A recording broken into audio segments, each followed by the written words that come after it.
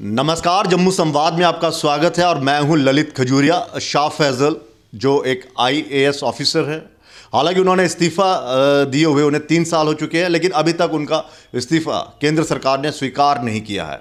ऐसा क्या है शाह फैजल में कि इतना लाड दुलार प्यार दिया जा रहा है उस ऑफिसर को जिसने सरकार के नीतियों के खिलाफ मोर्चा खोला, जिसने अपनी पॉलिटिकल पार्टी का गठन किया और जिस पर बाकायदा ये आरोप लगा कि अगर इसे पीएसए के तहत हमने नज़रबंद नहीं किया तो ये देश के खिलाफ बगावत भी कर सकता है।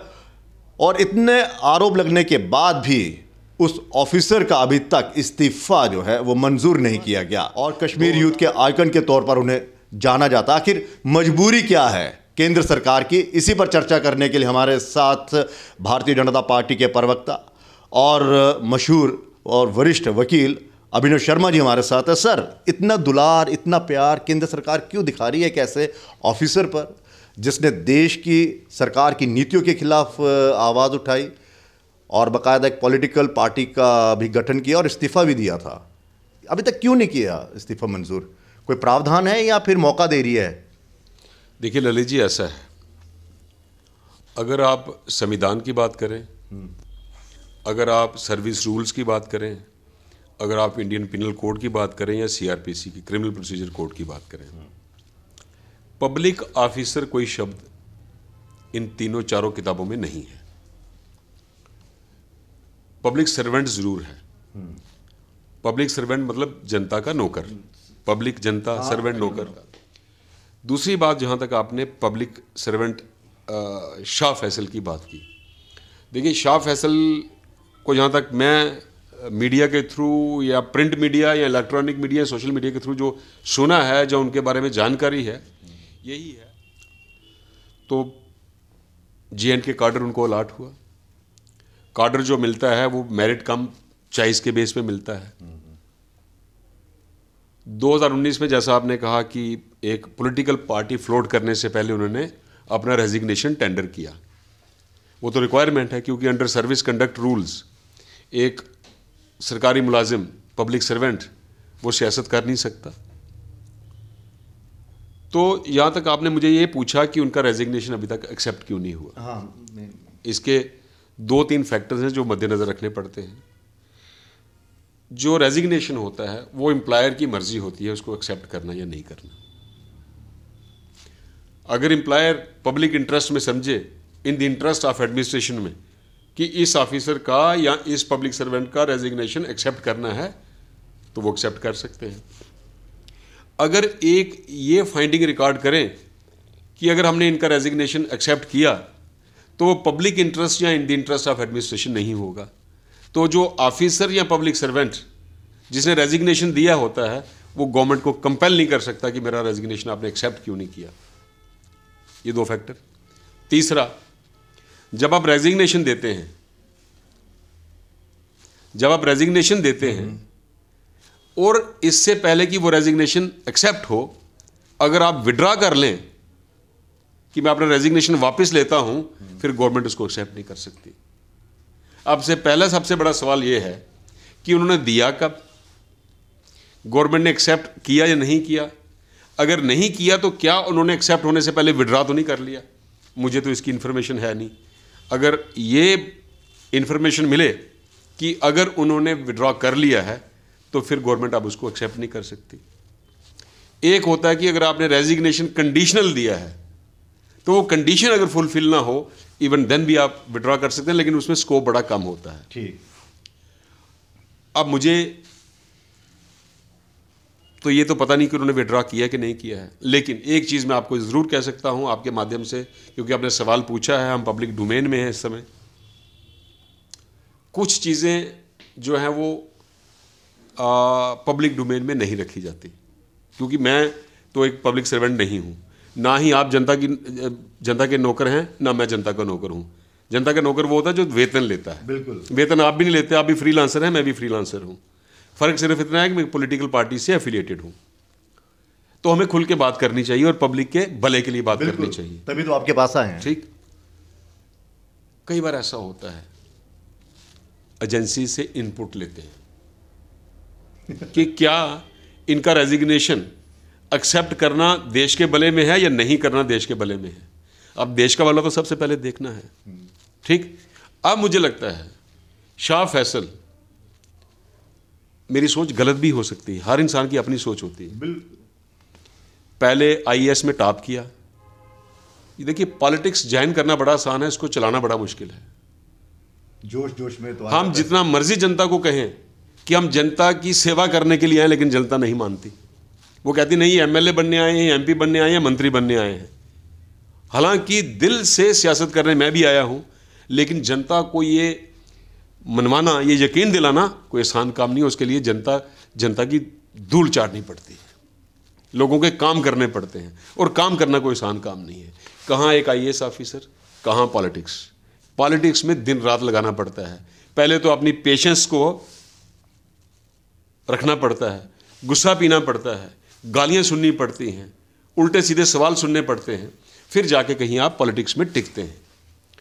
अब इन्होंने आईएएस में टॉप किया, एडमिनिस्ट्रेशन में भी रहे, उसके बाद रिजाइन किया, पार्टी फ्लोट की, आगे क्या हुआ, पॉलिटिक्स क्यों छोड़ दी।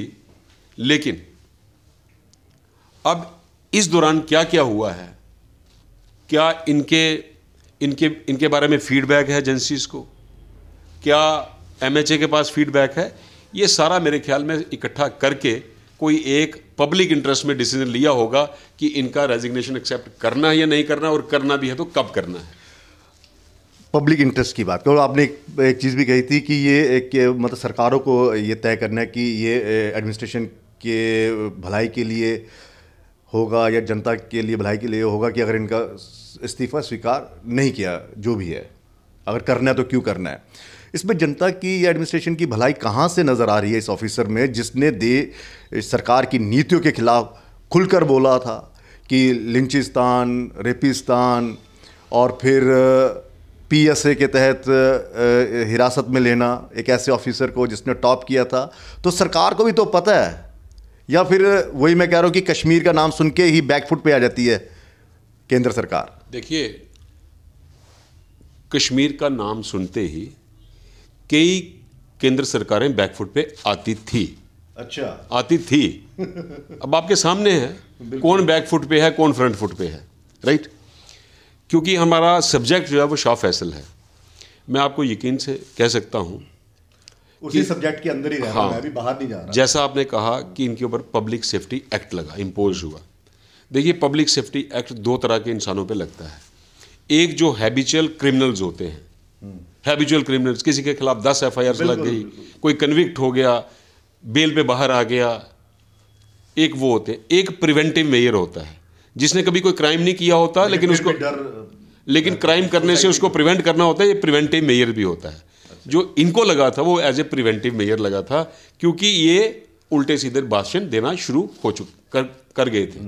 और दूसरा, जब 370 हटा, 35 से हटा, स्टेट रीऑर्गेनाइज हुई, तो और भी कई पॉलिटिकल लीडर्स को as a preventive measure detain किया गया था, और ये तो बाहर भागने की फिराक में थे तब।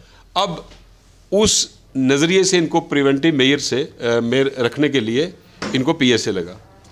अब यहाँ तक आपने लिंचिस्तान की बात की या इनकी स्टेटमेंट्स की बात की, कुछ स्टेटमेंट्स इनकी मैंने भी सुनी है। अब मैंने जैसे आपको पहले कहा, कुछ बातें हम खुल के कर नहीं पाते, लेकिन फिर भी मैं कोशिश करूँगा कि जो आपने पूछा मैं उसका जवाब दूँ। देखिए, शाह फैसल एक टाइम टॉप के एडमिनिस्ट्रेटर थे, कुछ ही समय में वो टॉप के पॉलिटिशियन भी बन गए। आज ना वो टॉप के ऑफिशियल हैं, ब्यूरोक्रेट हैं, ना टॉप के पॉलिटिशियन हैं। अब बताइए अब मुझे ये बताइए, फ्रंट फुट पे कौन है, बैक फुट पे कौन है? मुझे तो साफ लगता है कि आज शाह फैसल बैक फुट पे हैं।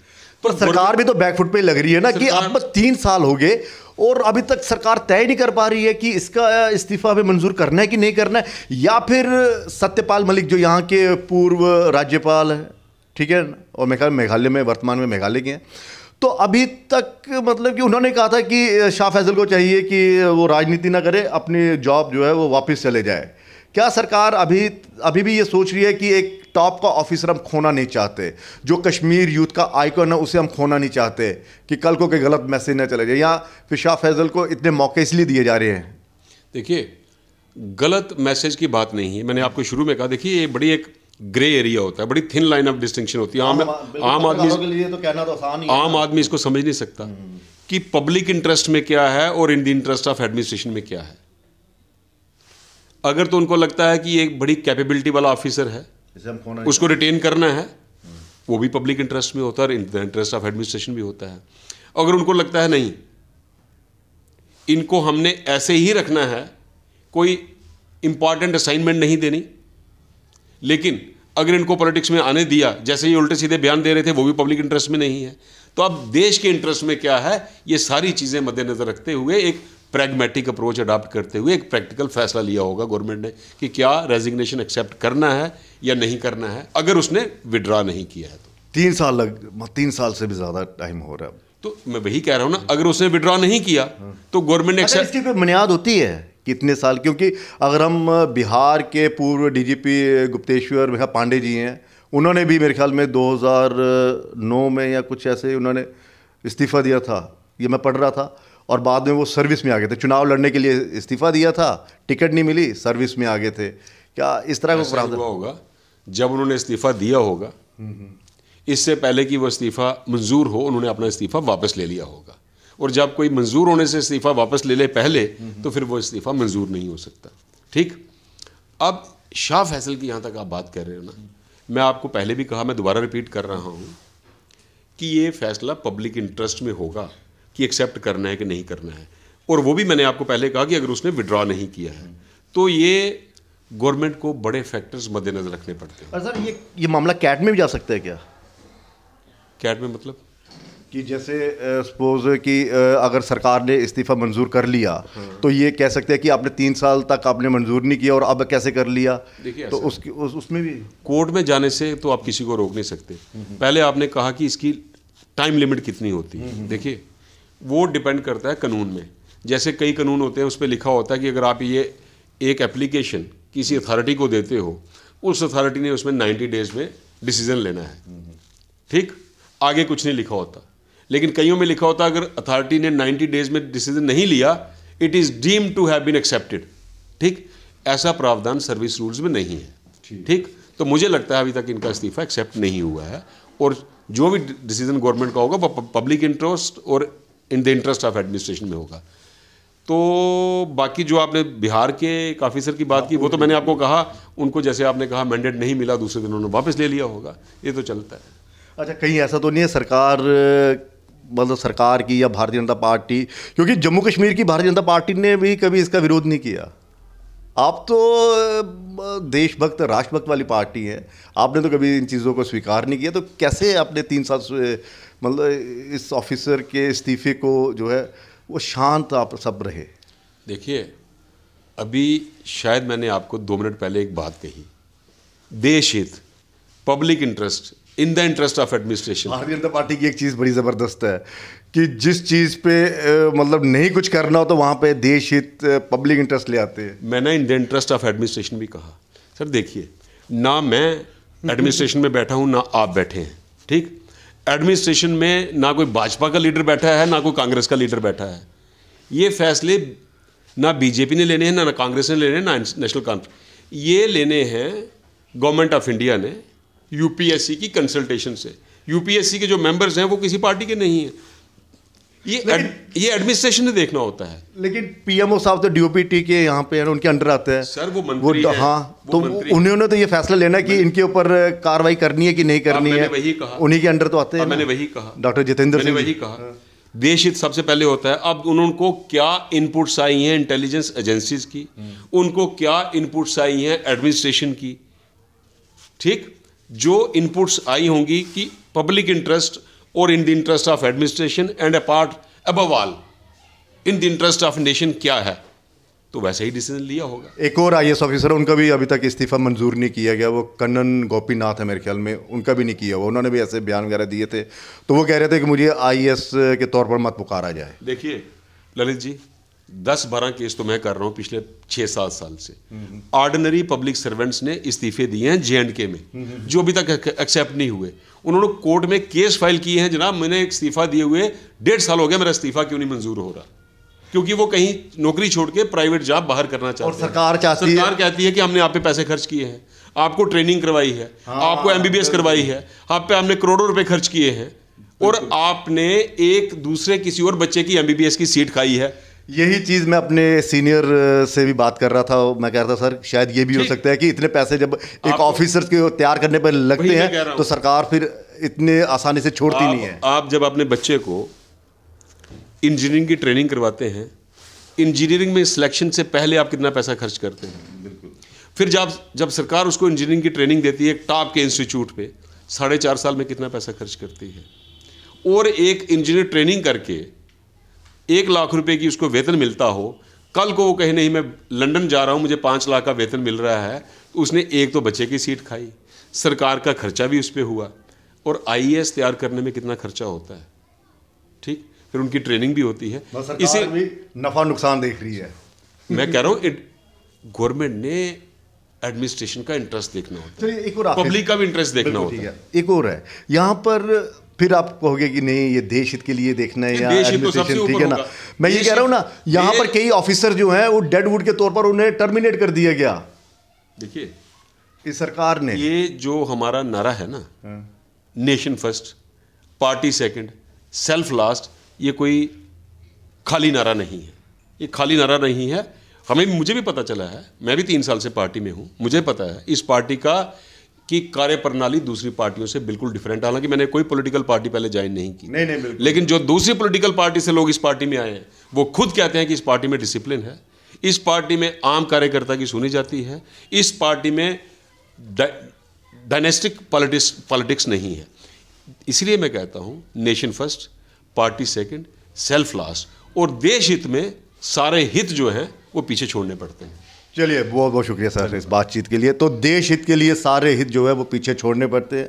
हालांकि अभी तक ना तो जम्मू कश्मीर की पब्लिक को समझ में आया, और ना ही यहाँ के पॉलिटिशियन जो अपोजिशन उनको भी समझ में आया, और ना ही भारतीय जनता पार्टी के जो कई नेता हैं यहाँ के उनको समझ में आ रहा है कि शाह फैसल में ऐसा कौन सा देश हित नज़र आ रहा है जो केंद्र सरकार अभी तक उनका इस्तीफ़ा मंजूर नहीं कर रही है। वो शाह फैसल ठीक है टॉप रैंक में थे वो, लेकिन जो उनके बयान आए, जिस तरह से उन्होंने पार्टी का गठन किया, जिस तरह से 5 अगस्त 2019 के बाद वो देश से भागने की उन्होंने कोशिश की, उनको पकड़ा गया और फिर बाकायदा वहाँ पे नज़रबंद किया गया, PSA लगाया गया। उस ऑफिसर में ऐसी क्या खासियत है? क्या कहीं वही जो शुरुआत में कह रहा था कि कश्मीर जो पीछे लगा हुआ है, सरकार कहीं उसके डर से उन पर कार्रवाई तो नहीं, मतलब ये कार्रवाई के लिए वो कहीं पीछे हट रही है कि अगर उस पर कार्रवाई कर दी तो ये जो यूथ का आइकन बना वो कहीं उनकी छवि खराब ना हो, यूथ जो है वो सड़कों पर ना उतर आए। ये भी एक उनकी नज़र में होता है। लेकिन फिलहाल देखना ही है कि एक ऐसा ऑफिसर जो कह रहा है कि इस्तीफ़ा लीजिए और सरकार कह रही है नहीं, हम नहीं स्वीकार करेंगे। अब देखते हैं शाह फैसल का भविष्य क्या होगा, वो भी देखने वाली बात होगी। फिलहाल इजाज़त दीजिए, नमस्कार।